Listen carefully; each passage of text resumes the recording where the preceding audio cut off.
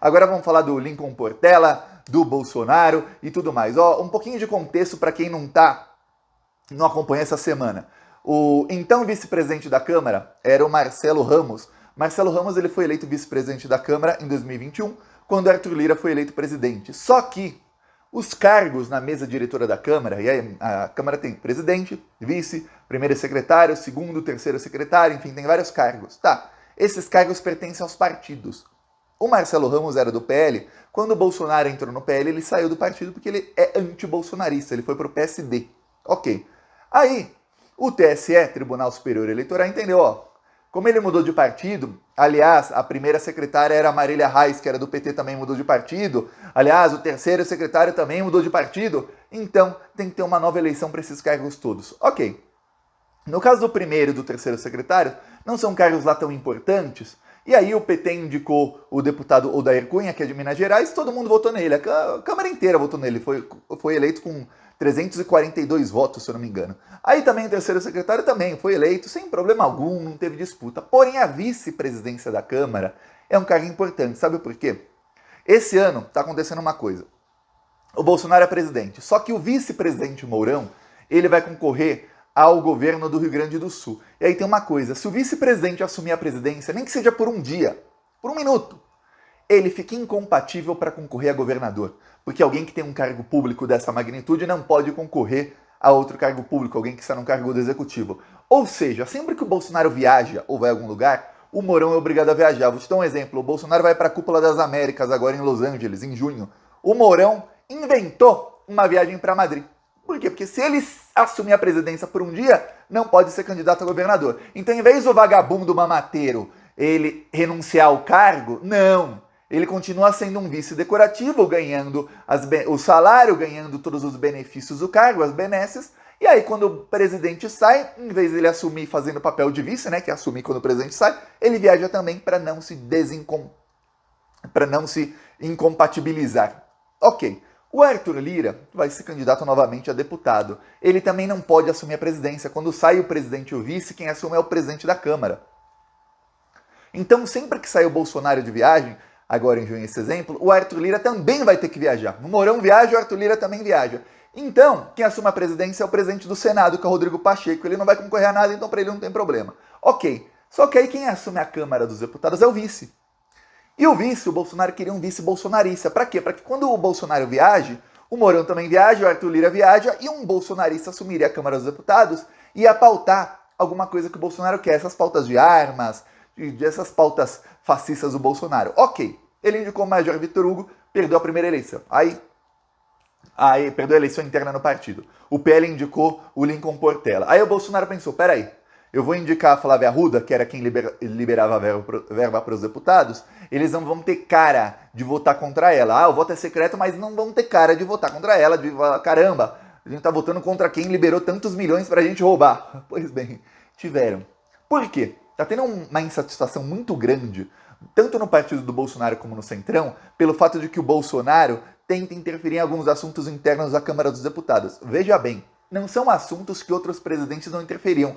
Sempre houve, não é interferência não, é o presidente conversando com os deputados da sua base e tomando decisões e pedindo para os deputados fazerem o que ele quer, isso é normal.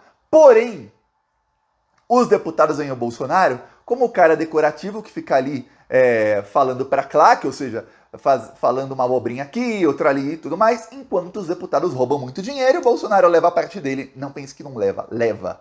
A mídia tenta falar que é o Centrão que está roubando, como se o Bolsonaro fosse inocente. Não, tá roubando porque o Bolsonaro deixa.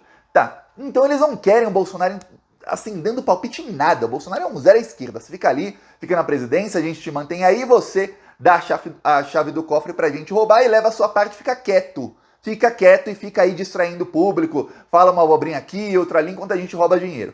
O Bolsonaro começou a interferir, a dar a opinião dele, a tentar impor o que ele queria, então resolveram dar uma lição a ele. Falaram, não vamos votar nem no Major Vitor Hugo, que era um bolsonarista raiz, nem numa ex-ministra, que é alguém do Centrão. A Flávia Arruda não é bolsonarista raiz, ela é do Centrão. Então não votaram em ninguém que o Bolsonaro queria, nada. Vamos fazer você ter uma derrota bem derrotada mesmo. Tá, derrota bem derrotada é boa. Uma derrota acachapante, tá.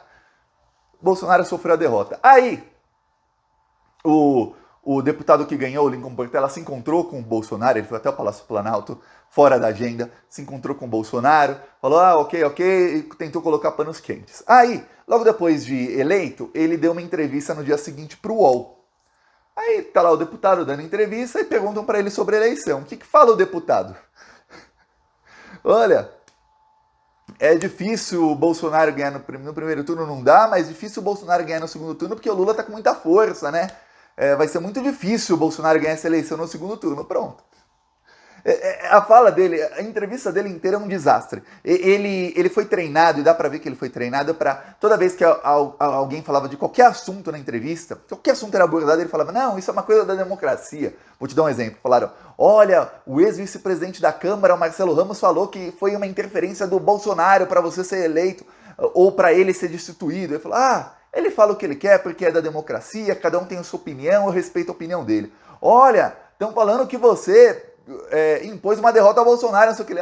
Quem fala o que quer, porque é coisa da democracia e tudo mais. As respostas dele eram todas ensaiadas, sempre falando que, olha, isso não tem problema, alguém vai ser oposição a mim, não tem problema nenhum, isso é tudo da democracia. Aí teve uma resposta em que ele fala, olha, eu sou um cara evangélico, tudo mais, eu sou da base governista, mas eu sou o vice-presidente de todos. Sou da esquerda, da direita, da centro-direita, do centrão, de todos. Eu tenho que falar com todos, tudo mais. Isso é da democracia. Então ele estava bem treinado. Até perguntarem da eleição, ele fala que... ele ainda fala, eu sou governo, mas dificilmente o Bolsonaro ganha. Explodiu uma crise. Mas uma crise. O Bolsonaro ficou uma fera quando falaram para ele. E eu imagino até o Carlos Bolsonaro no WhatsApp do lado do papai Jair, falando, o que esse cara falou aqui? O Bolsonaro olhando, meu Deus, ficou uma fera. Aí o Valdemar da Costa Neto ficou uma fera. O deputado, logo à noite, ele fez um tweet para tentar desmentir o que tinha acabado de dizer. Aí falou, não, estamos com o Bolsonaro vai sim ganhar a eleição. Mas pô, aí já era tarde, né? Quando te perguntam, você vai lá e fala que ele não ganha, que o Lula vai ganhar. Aí depois de 10 horas, você faz um tweet falando, não foi isso que eu quis dizer, o Bolsonaro vai ganhar. Aí deu ruim. Aí os deputados estão revoltados. O Bolsonaro está revoltado com o PL, o Bolsonaro considerou uma traição maior do que já era. O Bolsonaro tinha engolido, ele engoliu a seco. Tá, ok, não foi quem eu queria, não foi, tá, vou fingir que não é comigo. Era um recado para ele parar de interferir, ou seja, parar de dar opinião dele nos assuntos do Congresso Nacional e do Centrão e do próprio partido dele. Tá. Depois da declaração do deputado, o Bolsonaro falou, não, agora é que eu não vou parar mesmo, agora eu vou meter o dedo na ferida de todo mundo, agora eu vou interferir, tentar impor a minha vontade aqui e vocês que se danem. Aí pronto. Aí os deputados do Centrão já não querem. Os bolsonaristas começaram nas redes sociais a falar sobre o Bolsonaro, por quê? Porque saiu o Datafolha, e aí os bolsonaristas começaram a falar, olha, o Datafolha não funciona, tudo mais. Por que os bolsonaristas são assim? Porque vários deputados do Centrão, logo depois dessa declaração do vice-presidente da Câmara, saiu o Datafolha. Aí vários do Centrão, quando o bolsonarismo veio com raiva nos bastidores, depois dessa declaração, os deputados do Centrão falaram, mas olha o Datafolha aí, pô, você não ganha, você não chega nem no segundo turno, Bolsonaro. E aí começaram a especular, e olha, isso é em vários veículos de mídia, só que eu gosto quando eu vejo nos veículos da extrema-direita. Da extrema-direita eu quero dizer aqueles do bolsonarismo. Tem alguns sites bolsonaristas que eles fazem o seguinte, eles põem uma ou duas notícias verdadeiras, e aí eles põem umas 3 ou 4 fake news. 1 ou 2 verdadeiras, 3 ou 4 fake news. Nessas 3 ou 4 fake news, não é que é coisa inventada, não. Eles pegam uma coisa e distorcem, para parecer que é outra. Então, se inscreve aí, eu tenho que ler toda essa coisa tóxica aí.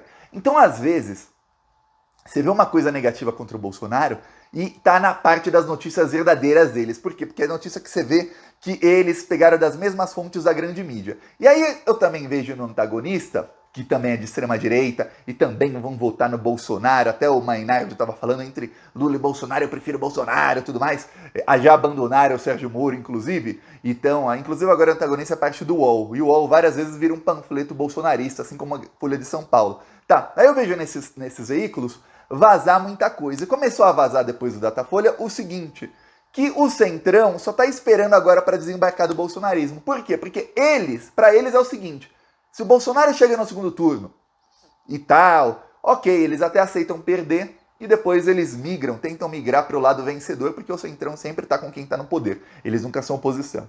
Falou!